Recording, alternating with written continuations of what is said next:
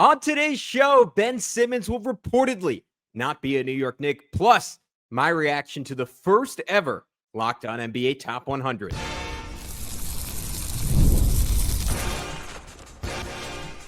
You are Locked On Knicks, your daily New York Knicks podcast, part of the Locked On Podcast Network. Your team every day.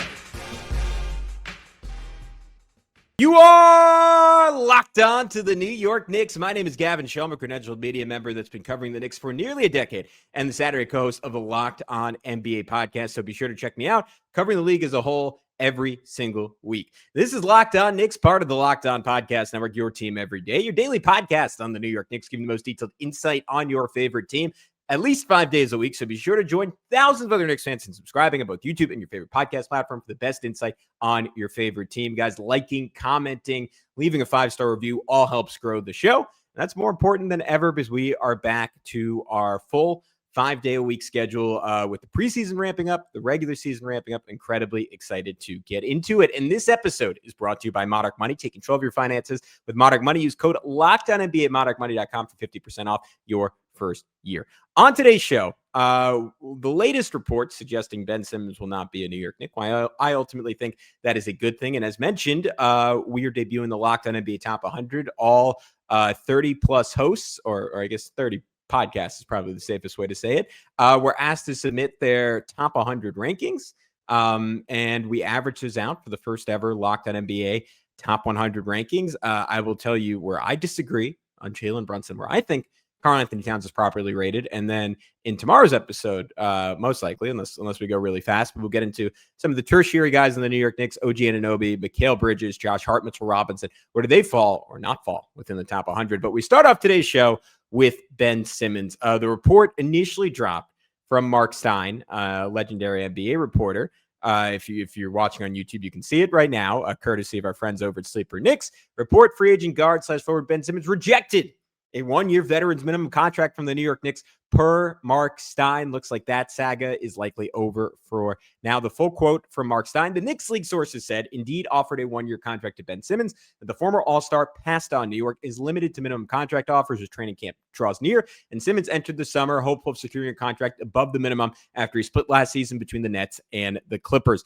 Slightly conflicting versions, at least in terms of who rejected who, from Steve Popper and Ian Begley. Ian had that the Knicks have had dialogue with free agent Ben Simmons over the course of the offseason and certainly have had interest in him, but club never made a formal offer to Simmons per league sources. Landry Shamet, Malcolm Brogdon among those on New York Knicks radar for its lone remaining roster spot. Steve Popper: it's rumor time, but according to a league source, Ben Simmons was not offered a contract by the Knicks. Ultimately, I don't really think it matters if Ben Simmons rejected the Knicks or the Knicks rejected Ben Simmons. I would guess this is mostly just semantics and who the respective reporters got their information from. Mark Stein, likely from Ben Simmons' camp. Ian Begley and Steve Popper, likely mainly from the Knicks camp, though Ian, of course, has sources across the NBA, so who knows? Another interesting wrinkle here that might have already came out, but it was in the New York Post story. Simmons' agent Bernie Lee recently dropped him as a client, according to Stein. A source said the decision occurred after the point guard sent signals he wasn't interested in whatever came from the agent's conversation with the Knicks. This makes me think whether it was quote-unquote formal or not, the Knicks in some form or fashion offered Ben Simmons a contract, and Ben Simmons kind of said, I'm not really sure. We heard previous reports that he might want to retire. He said, maybe I'm out of the NBA. Maybe I want to play with the Celtics. And Bernie Lee, tired of his crap, there's been some stuff out of Ben Simmons' control, like the back issues that tragically have sapped his athleticism, but there's been a lot within Ben Simmons' control in his career that he has not done a very good job of. Would be understandable at this point. Bernie Lee, who also famously represents Jimmy Butler, was just a little bit over it all. Ultimately, where this leaves the New York Knicks is still with one salary slot to fill, potentially two, if they decide to move on from Tyler Kolek. Again, you saw from Begley in that tweet, Landry Shamet is a candidate. Malcolm Brogdon is a candidate. We've heard from multiple people that Malik Beasley is someone that the Knicks have shown interest in, even though I personally think it is a long shot that he is going to accept a vet's minimum when there is a lot more money out there for him, specifically from the Detroit Pistons, who can offer him right around $7.5 million. I ultimately think this is a good thing for the New York Knicks. I've highlighted why extensively in previous episodes. My former co-host, man, that hurts to say, Alex Wolf and I did a long episode debating the pros and cons of bringing in Ben Simmons. You can go back and listen to that one. I also had Darian Vaziri on from Locked On Clippers, and we had an extensive conversation about what Ben Simmons brings to the table, both good and bad. But the TLDR for people who missed those episodes and do not want to go back and listen, Ben Simmons is still a very good defensive player. And that is obviously the main appeal here. The idea of someone who is genuinely switchable 1 through 5, which is generally a myth and I think an overused term in the NBA. It is something that Ben Simmons can credibly do at a pretty high level across 5 positions, which is an exceptionally valuable skill. And there's no denying that. And your 10th guy, that could be a case in and of itself to sign him as a potential playoff asset. I will note, again, very good defender, but I think he is sub-elite at this point, like he was early in his career, where he looked like someone who was going to live on all defensive teams for maybe the next 12 years. I think that version of Ben Simmons is gone. He was somewhat of a middling defensive playmaker, despite his reputation. He was just 23rd percentile steal percentage in his 33 games in the Nets, a little bit better than the Clippers, 56th percentile there. The playmaking, which is something I've seen a lot of people cite.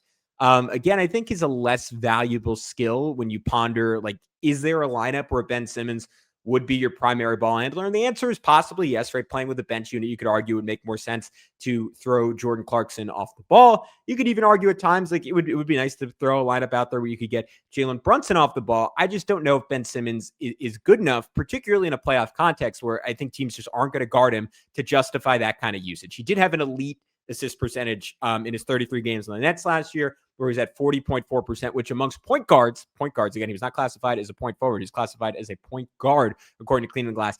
He had a 40.4 assist percentage, which meant that 40% of his teammates made shots while he was on the floor. He assisted on, which is a ridiculous number. That is 98th percentile in the NBA. On the Clippers, that fell off dramatically to 24%. That was just 31st percentile for a point guard. And I think, again, his role in the Clippers would likely be more indicative of what his usage would be like on the Knicks, given the respective talents on those teams and the fact that the Clippers talent was much more comparable to the Knicks talent than the Nets talent was to the Knicks talent. So I don't know if the Knicks would fully have accessed that part of his game, though. People who want to argue, hey, like a switchblade defensively who can also be a credible point guard, that's really valuable. Again, the mitigating factor there is in the playoffs, if you don't guard him, it's really hard to pick up assists when your guy is essentially just soft doubling or playing a roving zone off you at all times. Here were the bigger issues for me. He had a minus 8.1 net rating on the Clippers. That was during a stretch where the Clippers had a top 3, or at worst top 5, but I believe top 3 net rating in basketball, right? Post All-Star break, leading up to the All-Star break, they were one of the best teams in the NBA. They did not look like it pretty much any time Ben Simmons was on the floor. Ben was someone who aggressively did not want to shoot, right? I think what was the final number on him? He took like, this is one I probably should have had ahead of time. He took like 4 shots a game when he was on the Clippers at absolute most. And despite that, you're going to say, all right, if someone is going to be that hyper selective in terms of the shots he takes and the shots he doesn't take, and by the way, he only took 2.9 shots per game when he was on the Clippers. So I stand corrected, right? Those should be easy shots. Those should be automatic shots. And yet, despite that, he was just in the 6th percentile. I know my voice got high there, but I think it's warranted. 6th percentile in points per shot attempt. That was despite barely ever shooting. That is insanely low. He could not make a shot on the Clippers. He shot just 44% at the rim on the Clippers. That was 2nd percentile in the NBA. That is despite the fact that, again, we were talking about a 6'9" or 6'10" point guard here, and he shot 44% at the rim. B-Ball Index gave him an F grade for the full season in finishing talent. I mentioned this again on those previous shows, but I think given the lack of shooting in a playoff context, would be really, really difficult to have him on the floor with Josh Hart and Mitchell Robinson. Would have been interesting insurance if the Knicks are intending to trade Mitchell Robinson at some point this season. But again, Ben, I don't think is nearly in the same universe as Mitchell Robinson as a player. So I don't know if that would be your argument for signing him, unless that's something you were already set on doing.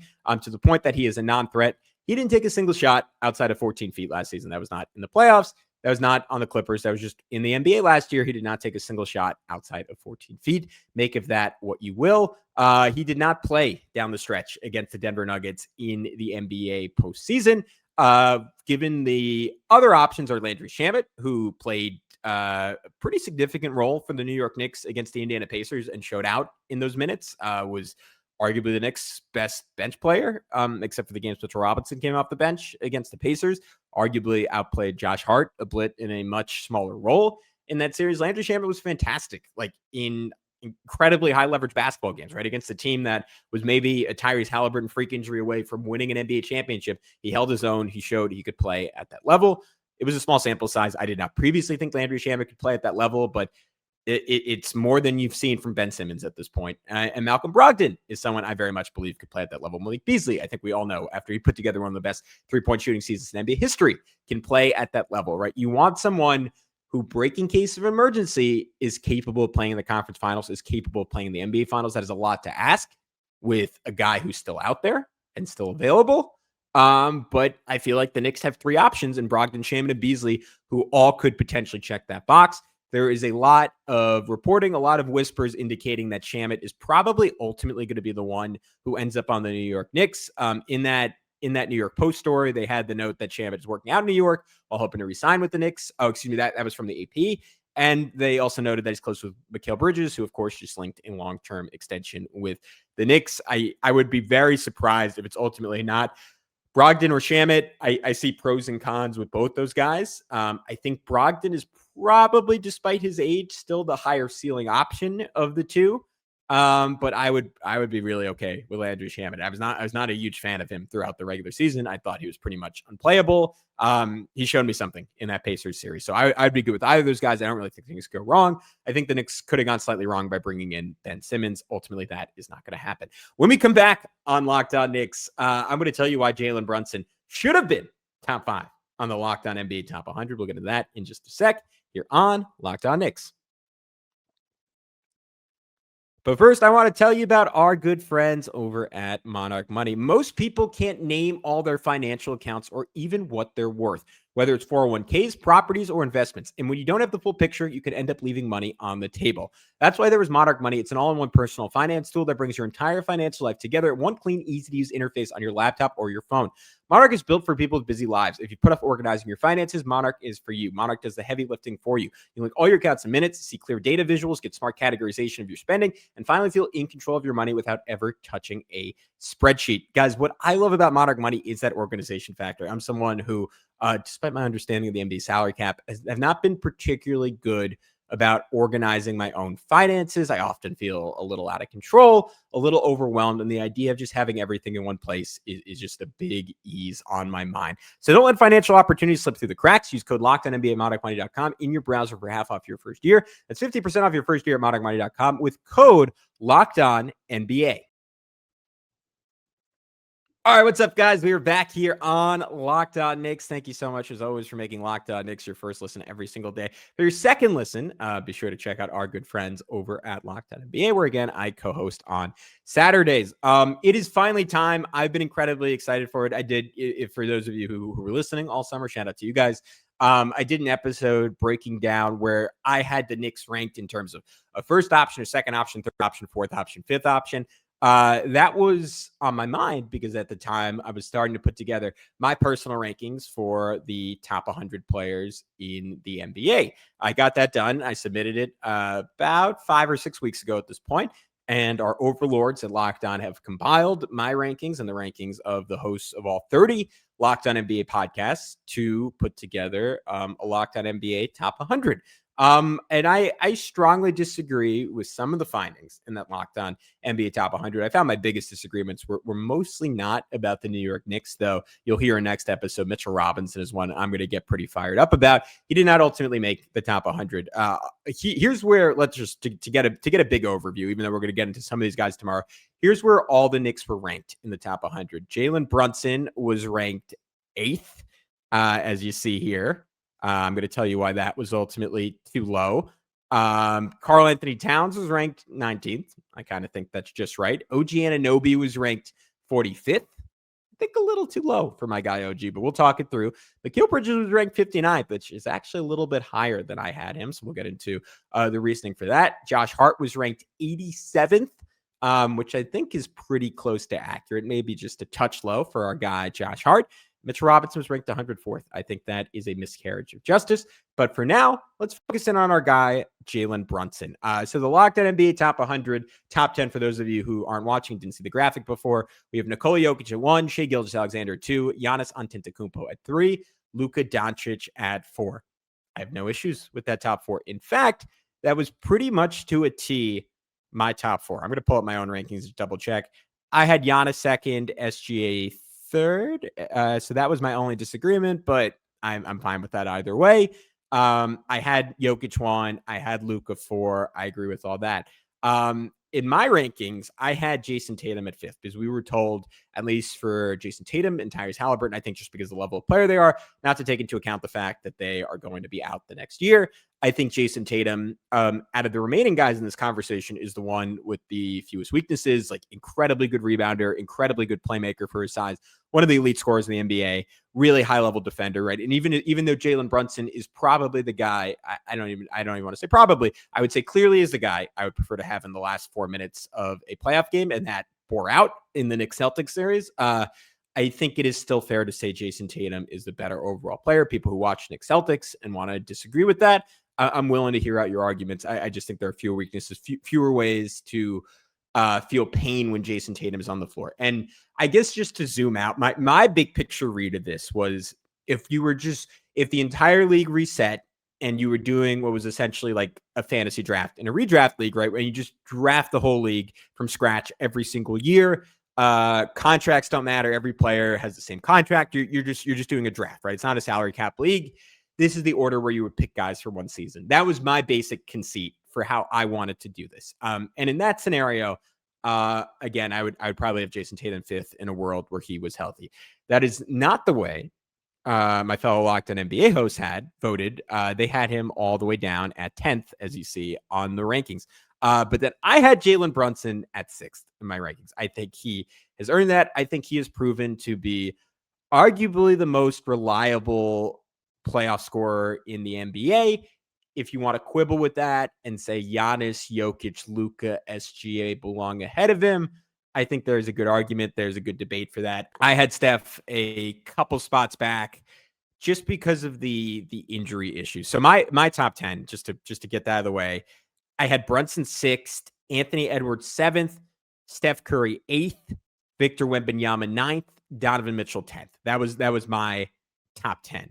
And the way I broke this down, I want to break it down for you guys, were basically 5 categories: players who were egregiously ahead, players that I disagree with being ahead but can see it, players that were 50-50 but were ultimately put ahead of the Knicks, players that were 50-50 but were ultimately put behind the Knicks, and players that were behind but ultimately shouldn't be. Egregiously ahead, none of them. I think you can make a pretty compelling case for obviously the top 4 I agree with, and then Steph, Wemby, Anthony Edwards, I think reasonable minds can disagree on whether or not they should be ahead of Jalen Brunson. My main arguments for each being behind him. Well, first, let's just put them into the categories. Disagree but can see. I had Ant and Wemby. Like, I think I pretty firmly think Jalen Brunson is a better player than those two, despite the fact that they are in a different universe than Brunson defensively, right? Brunson is one of, at least at the level of the playoff, right, is one of the greater liabilities out of anyone who is consistently playing 30-plus minutes in a playoff game in the entire NBA. And that's just despite the fact that he takes charges as well as anyone, that he is very good in an off-ball role. Generally, there are times where he loses focus, but generally he's very, very good as an off-ball chaser. He is just someone who gets targeted relentlessly. And that will never happen to Anthony Edwards because when he's locked in, he is about as good of a perimeter defender as there is in the NBA. Maybe that's a notch too high for him, but he's elite at his best. Is kind of hit or miss in terms of his focus on the defensive end of the floor, but has that potential to be very good. And even at his worst, I think is still a good defender. Wemby's probably the best defender in basketball. So I don't know if you need to have a much longer conversation than that. about Victor Wembanyama on the defensive end of the floor. That being said, I just don't think either of those two guys are in the same universe at this point as Brunson offensively. That is probably a little bit unfair for Anthony Edwards, who scored around the same amount of points as Jalen Brunson, and I believe did so more efficiently than Jalen Brunson did last year. Led the NBA in made threes, is arguably right there with Amen and Asar Thompson, the best athlete in the NBA. Anthony Edwards is like just a ridiculous basketball player. Jalen Brunson actually was still the more efficient of the two just because he gets to the line quite a bit more. But Anthony Edwards was close and closed that gap this year. In the playoffs, I just don't really see the same command from Anthony Edwards that Jalen Brunson has over a close game, the ability to dictate, the ability to get to his spots. Anthony Edwards is, I think, 6 years younger than Jalen Brunson, at worst 5 years younger than Jalen Brunson. Like, he will get there, and maybe as soon as this year. I just think if you gave me one game to win, which maybe is not the full extent of this exercise, I would still take Jalen Brunson. I would take Jalen Brunson's offensive IQ. I would take Jalen Brunson's leadership over Anthony Edwards. People who would rather have a guy with no clear deficits, who is just a special three-point shooter, is a special athlete around the rim. Totally reasonable of Anthony Edwards ahead of Jalen Brunson. Victor Wembanyama is just incredibly raw offensively. We have not seen him play a single playoff game. I think there are more health concerns for Victor Wembanyama than there are for Jalen Brunson, which is part of this conversation ultimately. And then Steph Curry, I had as a 50-50 toss-up. I think, again, in a one-game scenario, I would probably still take Steph over Jalen Brunson. Just Ben's defense is in a way that is magnitudes different than pretty much anyone else in the NBA. Maybe Damian Lillard is the only other guy you would put into that category. Maybe what Jokic does when he's at the top of the key. Luka to some extent, but Steph off the ball in terms of the fear he inspires. On the ball, 50 feet away from the rim in terms of the fear he inspires. He is probably still a more impactful player than Jalen Brunson is on a possession-to-possession basis. There are advanced stats that disagree with that. I ultimately had Brunson ahead of Steph because of the health concerns and Steph going into a season where I believe he's turning 38 during the season. I think Jalen Brunson is just a more reliable option. I cannot ping anyone who had Steph Curry, who's just in a different category in terms of his accomplishments in his career and is still just the scariest offensive player in the NBA at times.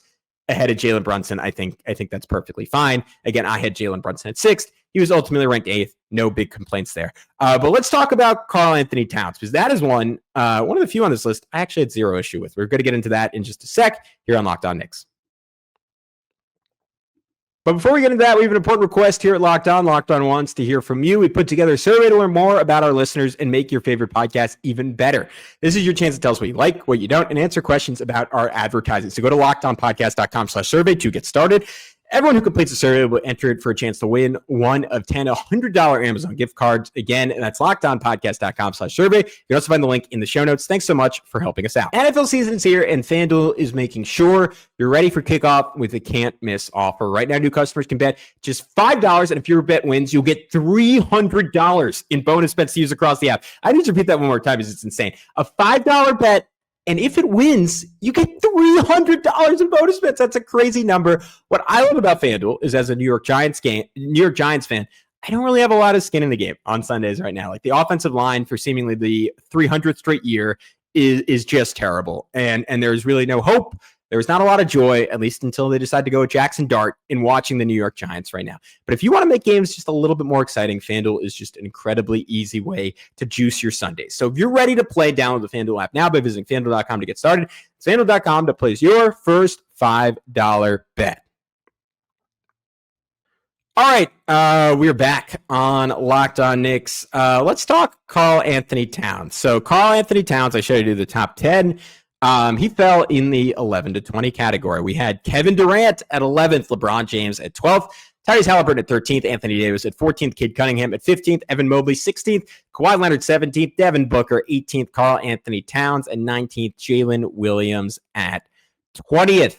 I don't mind this because I also had Karl-Anthony Towns at exactly 19th in my personal rankings. My 11 through 12, for people that are curious, was Tyrese Halliburton at 11, Kevin Durant at 12, Anthony Davis at 13, Cade Cunningham at 14, LeBron James at 15, Jalen Williams of the Thunder at 16th, Devin Booker 17th, Jaylen Brown at 18th, Cat 19th, Kawhi Leonard at 20th. So by and large, I was in line with my fellow Locked On podcast hosts. There were a couple of individual ones I quibbled with. Again, in terms of players being egregiously ahead of him, I don't think any of them I would call egregious. Disagree, but I can see the case. Evan Mobley was the guy I had in that category, just because I don't think Mobley has been playing the right position for most of his career, right? I think he is a much more interesting player as a center. And I guess to be fair to Evan Mobley, if I'm honoring my interpretation of this exercise, which is you are just drafting a team from scratch, in that scenario, I could just draft Evan Mobley and play him at center, but I do think his impact is mitigated somewhat at this point in his NBA career by being stuck as a power forward next to a non-spacing five. I just think despite the fact that he made major strides offensively, right, the three-point shot is starting to look like a real threat from him. Defensively, he's pretty clearly, I know he won Defensive Player of the Year. I personally don't think he's quite a top 3-4 defender in the NBA. I think he's probably more like somewhere 5 through 8. That is picking nits. He is an extraordinarily good defensive player. He's found his shot. He's playing with far more force offensively. I was still just a little bit underwhelmed by his playoff impact and how his game has translated to winning versus Karl-Anthony Towns, who's just extraordinary shot making, like save the New York Knicks against the Detroit Pistons, at times really buoyed them, even in a down series against the Boston Celtics, where I feel like he was misused. And he was just a force of nature against the Indiana Pacers, absolutely unstoppable at times. In the conference finals, I think if used correctly, he is one of the great offensive weapons in the NBA, and I'm hoping he actually gets proper usage this year. So that is my case for having him ahead of Evan Mobley. Again, that is one I disagree with, but not strongly enough to put it in the egregious category. In terms of 50-50s, the only guy ahead of him that I would say it's a real argument is Kawhi Leonard, and that is pretty much just about age and health with Kawhi Leonard. I do think the version of Kawhi we saw in the playoffs last year was diminished based on what we've seen in previous seasons, where he just, like, in past years, even if he only got to play 3 or 4 playoff games, he looked like a guy you could credibly make a case for as the best player in the world. And even with all the injury issues, the fact that this year I think was the first postseason in 5 years that he finished on the court and healthy. If he's that good, I think I still would have him ahead of Cat, just because, like, it's kind of the same thing as doing a fantasy draft, right? If you're redrafting the whole NBA, you want to bet on ceiling to some extent. And even if the odds are against Kawhi Leonard being available for the playoffs, if my goal is to win a championship, I'm still taking him in the second, or I guess not in the second round, but with the 18th, 19th, 20th pick and counting my lucky stars, I get someone at that spot who could legitimately be the number one on a championship team. And I don't think there's any world where Cat is ever a true blue number one on a championship team. It would have to be such an extraordinarily deep and defensively oriented roster to compensate for the areas where Cat is just not a great player, and that includes initiation, right? Like he cannot be your number one initiator. That is just not his game. He doesn't drive to pass the ball. He doesn't really drive to draw help. He drives to get his own shot. So he is not really that guy from a playmaking perspective as a true blue number one. Again, the injury concerns are just so significant with Kawhi, and the fact that I don't think he quite has that number one on a championship ceiling anymore. I personally had Cat one spot ahead of him. Again, my Locked On NBA coworkers had Kawhi 2 spots ahead of Cat. It's not the end of the world. In terms of 50-50 guys behind, I had Jalen Williams ahead of Karl-Anthony Towns. Not quite the same offensive ceiling, but we are talking about someone who put up an efficient, 38 in like the biggest game of his career, game 5 of the NBA Finals, right? He's shown he can perform offensively at an extraordinarily high level at the greatest stage in the NBA. Defensively is one of the 15 or so best defenders on planet Earth right now. Completely different category than Cat, who, despite being an elite rebounder, is ultimately a liability on that end of the floor. So for me, I might even put Jalen Williams in like the category behind, but shouldn't be, more than 50-50 behind. Like I think Jalen Williams is pretty clearly a more useful NBA player than Cat, and is on like a higher upward trajectory. Like I would bet he takes another step forward this year, where Cat, like, I don't know if Cat's ever going to be better than he was last season. Other 50-50 behinds, Jaylen Brown, to me, that's more of a toss-up. I think I had him in my rankings 1 spot ahead of Cat. I think there is a solid argument to be made there either way. I had him ahead just because I think two-way wings are so incredibly valuable and very similar to Jalen Brunson. We saw Jalen Brown on the biggest stage in the league in the NBA Finals win a Finals MVP, right, and showed he can perform on that level. Again, he was in just about the best case scenario in terms of having perfect spacing around him, defensive installation around him, like rare pressure to truly be the number one guy, but the luxury of being the number one guy when the opportunity rose up. And Jason Tatum was seeing the bulk of attention from opposing defenses. So I don't think there's a big gap between the two, even though Jaylen Brown is a way better defender. I think Cat, again, is in a completely different category offensively than Jaylen Brown. I think he is a substantially better player, even though Brown is more of a shot creator than Cat is. I just think Cat is such an extraordinary finisher. I would have Cat better offensively, but those two are roughly equal. So I can't really quibble with that very much. Pascal Siakam was behind Karl-Anthony Towns. He arguably outplayed Cat in that conference finals. Certainly far better defensively. Offensively, maybe not quite as good, but a similar performance from Pascal Siakam. He's awesome. He's a killer.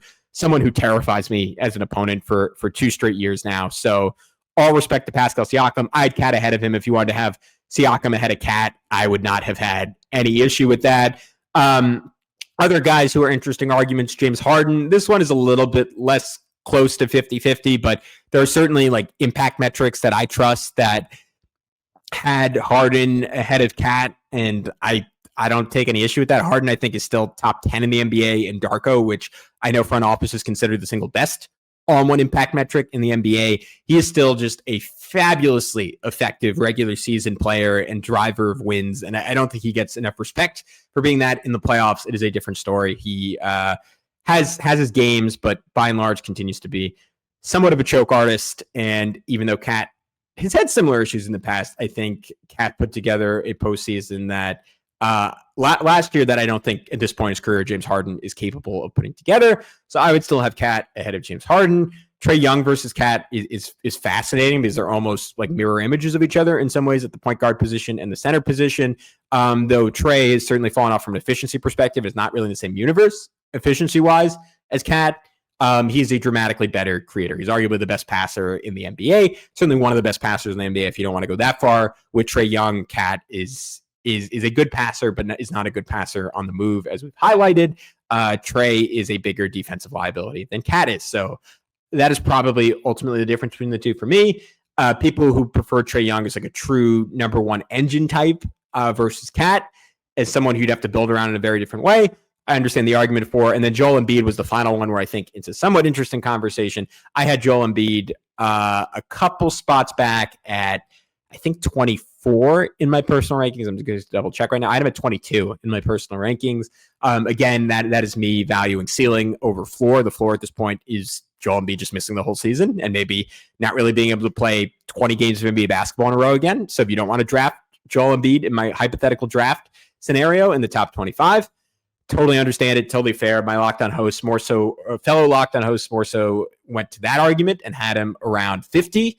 I just think the ceiling is still high enough where Joel Embiid, again, in a hypothetical world where he was healthy, can still be the best player in the NBA. It just seems like we are never going to get that for a full postseason from him, and we might not even get it in a regular season again. So I understand taking somewhat of a middle ground. I think ultimately it's pretty clear that Cat is more valuable given those injury issues. That being said, if an NBA GM was doing this and the only goal is to win an NBA title, I could see someone taking Embiid over Cat. All right, so that is it for the Knicks stars. On tomorrow's show, we're going to talk through a whole bunch of other dudes. Why OG Anunoby is underrated, why Mikal Bridges is slightly overrated, why Josh Hart's properly rated, Mitchell Robinson I have some real issues with. We'll talk about that all tomorrow, but until then, this has been Locked On Knicks. Remember to subscribe when you get a chance. Leave a 5-star review. You can write funny comments as long as the review is 5 stars, and be sure to like and comment. Until next time, we'll talk to you soon on Locked On Knicks.